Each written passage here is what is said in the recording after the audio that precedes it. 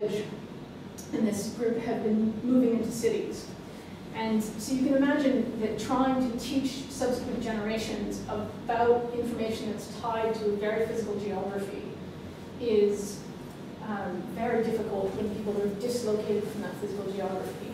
So what happened a few years ago was that Adam approached my husband, who we met at the Polar Long Story, and said, "Can you help me build a library?" And he was very interested in most of the people have mobile phones. And so he said, well, what if we give people sort of better mobiles? What if we give them iPhones? And they can record things, and they can record video, and they can record audio. And what if we geotag? You know, what would we have then?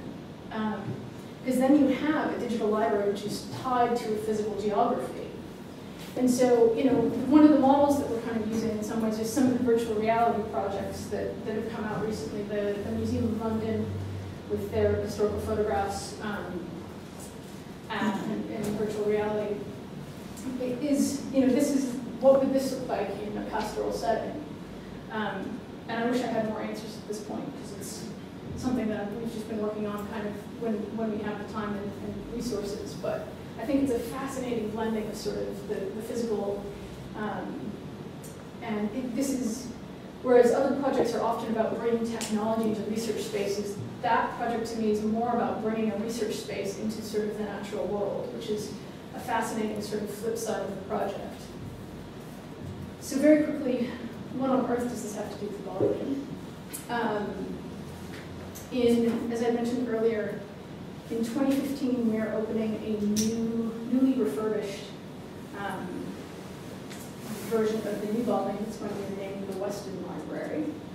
And we're starting to explore now sort of what technology do we need, you know, can we put in to sort of enhance the research environment. And it's one of the things that I've been tasked with starting to think about. And so one of the things that's gotten me thinking, other than these two projects, Suzanne, who's sitting over in the corner, and I'll embarrass for a second, ran a fantastic workshop a couple of weeks ago on multi-touch environments. And so that's something that, you know, building a new library, it's really, you know, the sexy thing to do would be to fill it with all this great multi-touch flashy stuff, and it would probably in some ways be the easy thing to get funded as well, because you can get people excited about it. But what I'm really interested in, what that workshop helped me think about, was what is multi-touch good for and what is it not? And so I'm going to present very, very quickly two other people's work from that workshop, and give you some references to them. It's weird presenting on other people's work, so I'm just going to tell you really what I took away from them and give you some sort of citations to them. And then I'll try and sort of give a brief summary of what I took away. The first person whose work I really enjoyed was Ava Horner, and she presented about, she's done a lot of work on multi-touch and tabletop environments and the sort of digital and physical representation of public spaces. And my favorite part of her presentation was talking about a case study she did at the Berlin Museum of Natural History, where they'd spent lots and lots of money installing this enormous touch table.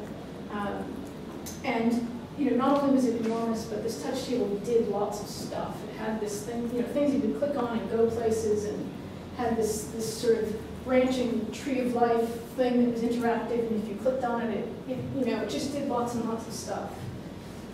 And so she did basically filmed and taped and observed people interacting with this table over a period of time, and wrote up her findings. And sort of one of her summaries of this was sort of, I don't understand, you know, came from one of the users, which was, I don't understand either, but it's cool. And I thought, do you really want, you know, as we go into sort of building the Weston Library, is this the kind of reaction that we want from people who are coming into this, whatever, 73 million pound space? And she wrote a paper of the same title, which I highly recommend, and this is, I think, part one of a two-part series that she did on it. And for me, this kind of research is incredibly valuable because, you know, being faced with helping to make decisions about what actually goes into spaces, people are often great at sort of saying, yes, let's do this and yes, do that, but it's really valuable that people can say, that wasn't actually such a good idea, and maybe we would do it slightly differently if we did it again. And so I was really, really pleased from that perspective with her work. And tying it into what I talked about earlier, I think there were some interesting lessons about this sort of graph that I have presented about innovation in practice and number of users. And if we think about the kinds of spaces that we want, really, if we want really innovative practice, the kinds of spaces that we need to build to support that. I would put the sort of Berlin Museum of Natural History, their installation sort of over here in this area, because I think, it probably, if you spent a lot of time with it, it could do some fantastic things.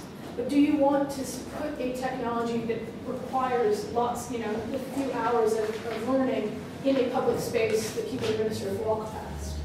And so it's helped me kind of think about that. And then on the flip side, think about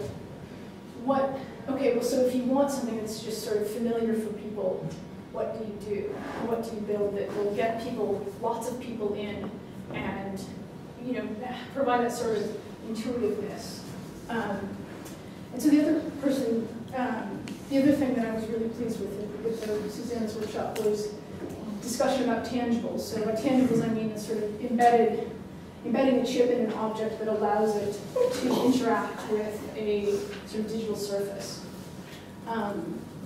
But I also thought a lot about, other than sort of embedded chips, just, objects that people use to interact with surfaces. So if you want somebody to write, give them a pen, because we're not necessarily used to kind of writing with our fingers after we sort of stop finger painting. So I was really pleased with thinking about this different ways of interacting with digital spaces using physical objects. And the person, Tom Gardendale, gave a presentation, a little bit of a demo of some of the work that he'd done using what he called sort of tangibles.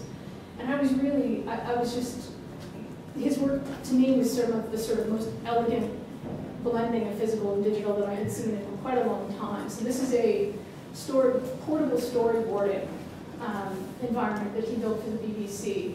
So this is a digital surface, but these are little tangible objects that you use to sort of initiate commands. And you can tell that it has, these have very simple shapes that match what the software would do if you were using it purely in a software environment. And so they're intuitive for the user. You know immediately what to do with it. And he'd given other examples of, to delete something in an environment, you drop an X on it. That's all something we're familiar with. And so I was really pleased to see that kind of blending of physical and digital using tangible objects. So now I'm really running over, but to summarize sort of the lessons from all of this, sort of where these things are coming together in my head, and definitely for more discussion later today.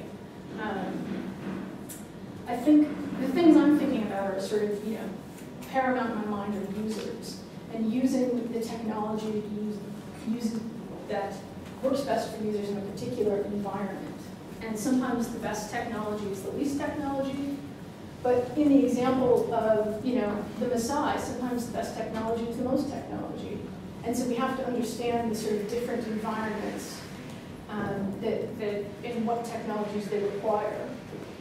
And so, this question about sort of disruption in practice, and the less disruption in something's practice you have, the more users you have. And one's not right and one's not wrong, but we have to think about what our expectations are of use. Are we okay with having something really heavily used by just a few people? And then format. I think the users in the sort of examples I've given today aren't really as hung up on format as I would have guessed they would have been. The thing that mattered to all of these people was usability. And so